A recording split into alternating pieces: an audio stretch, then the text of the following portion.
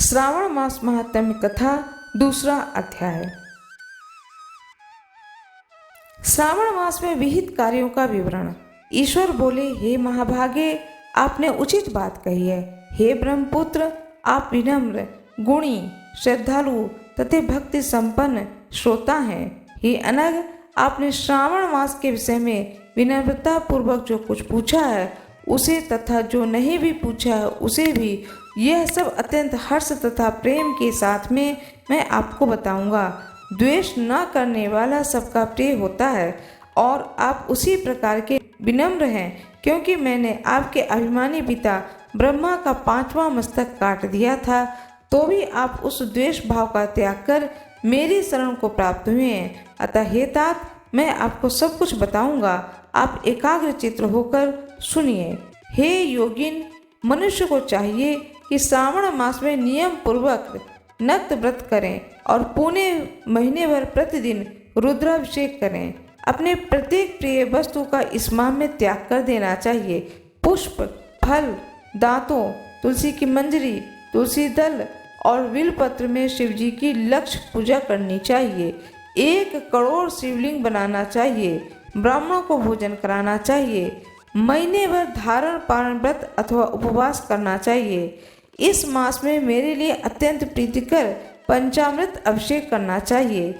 इस मास में जो जो शुभ कर्म किए जाते हैं वह अनंत फल देने वाला होता है। हे मुने, इस माह में भूमि पर सोएं, ब्रह्मचारी रहें, सत्य वचन बोले। इस मास को बिना व्रत के कभी व्यतीत नहीं करना चाहिए। फलहार अथवा हविष्य ग्रहण करना चाहिए। पत्ते पर भोजन करना चाहिए। व्रत करने वाले को चाहिए इस मास में शाक का पूर्ण रूप से परित्याग कर दे। हे मुनिश्रेष्ठ, इस मास में भक्ति युक्त होकर मनुष्य को किसी न किसी व्रत को अवश्य करना चाहिए। सदाचार पारायण, भूमि पर शयन करने वाला, प्रातः स्नान करने वाला, जितेंद्रिय होकर मनुष्य को एकाग्र किए गए मन से प्रतिदिन मेरी पूजा करनी चाहिए। इस मास में किया गया पुनश्चरण निश्चित रूप से मंत्रों की सिद्धि करने वाला होता है। इस मास में शिव के 6 अक्षर मंत्र का जाप अथवा गायत्री मंत्र का जप करना चाहिए और शिव जी की प्रदीक्षा, नमस्कार तथा वेद पारायण करना चाहिए। पुरुष सूक्त का पाठ अधिक फल देने वाला होता है।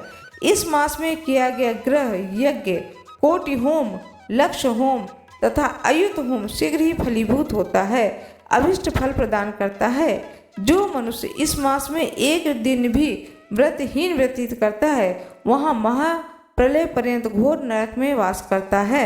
हे सत्तम, इस मास के जो व्रत धर्म हैं उन्हें मुझसे सुनिए। रविवार को सूर्य व्रत तथा सोमवार को मेरी पूजा व नक्त भोजन करना चाहिए। श्रावण मास के पहले सोमवार से आरंभ करके 3.5 महीने का रोटक नामक व्रत किया जाता है। यह व्रत सभी वांछित फल प्रदान करता है। मंगलवार को मंगला गौरी का व्रत, बुधवार को व बृहस्पतिवार को इन दोनों वारों का व्रत, शुक्रवार को जीवित का व्रत और शनिवार को हनुमान तथा नरसिंह का व्रत करना बताया गया है। मुने, यह सब तिथियों में किए जाने वाले व्रतों का श्रवण करें। सावन के शुक्ल पक्ष की द्वितीय तिथि को अक्टूबर नाम का व्रत होता है। श्रावण के शुक्ल पक्ष में तृतीय तिथि को गौरी व्रत होता है।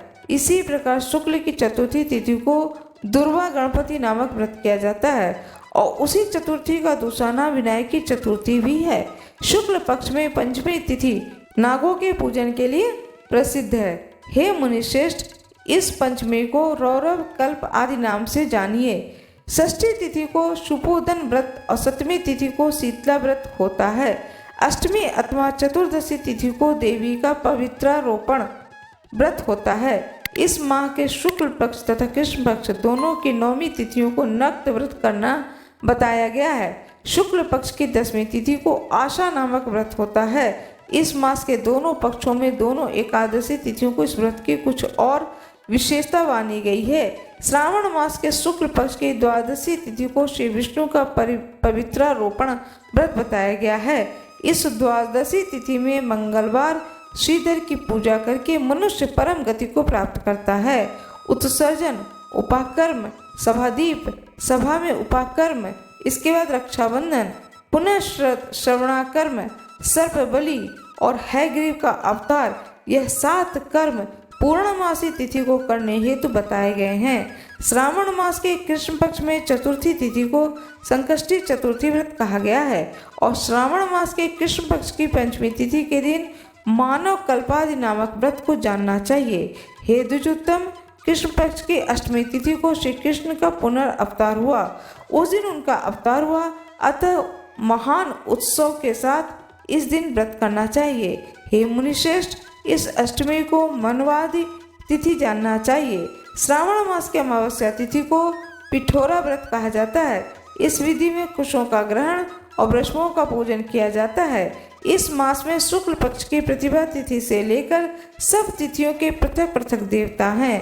प्रतिपदा तिथि के देवता अग्नि, द्वितीय तिथि के देवता ब्रह्मा, तृतीय तिथि की गौरी, चतुर्थी के देवता गणपति, पंचमी के देवता नाग, षष्ठी के देवता कार्तिकेय, सप्तमी के देवता सूर्य और अष्टमी के देवता शिव हैं। नवमी की देवी दुर्गा, दशमी के देवता यम, एकादशी तिथि के देवता विष्णुदेव कहे गए हैं। द्वादशी के विष्णु तथा त्रयोदशी के देवता कामदेव हैं। चतुर्दशी के देवता शिव, पूर्णिमा के देवता चंद्रमा और अमावस के देवता पितर हैं। ये सब तिथियों के देवता कहे गए हैं। जिस देवता की जो तिथि है उस देवता को उसी तिथि में पूजा करनी चाहिए। प्रायः इसी मास में अगस्त का उदय होता है। हे मुने, उस काल को बता रहा हूँ, आप एकाग्र चित्र होकर सुनिए। सूर्य के सिंह राशि में प्रवेश करने के दिन जब 12 अंश 40 घड़ी व्यतीत हो जाती है तब अगस्त का उदय होता है। उसके 7 दिन पूर्व से अगस्त को अर्घ्य प्रदान करना चाहिए। 12 मासों में सूर्य पृथक पृथक नामों से जाने जाते हैं। उनमें से श्रावण मास में सूर्य गभस्ती नाम वाला होकर तपता है। इस मास में मनुष्यों को भक्ति संपन्न होकर सूर्य की पूजा करनी चाहिए। सप्तम 4 मासों में जो वस्तुएं वर्जित हैं उन्हें सुनिए। श्रावण मास में शाक तथा भादों में दही का त्याग कर देना चाहिए। इसी प्रकार आश्विन में दूध तथा कार्तिक में दाल का परित्याग कर देना चाहिए। यदि इन मासों में इन वस्तुओं का त्याग नहीं कर सके तो केवल श्रावण मास में ही उन वस्तुओं का त्याग करने से मानव उसी फल को प्राप्त कर लेता है। हे मानद, यह बात मैंने आपको संक्षेप में कही है।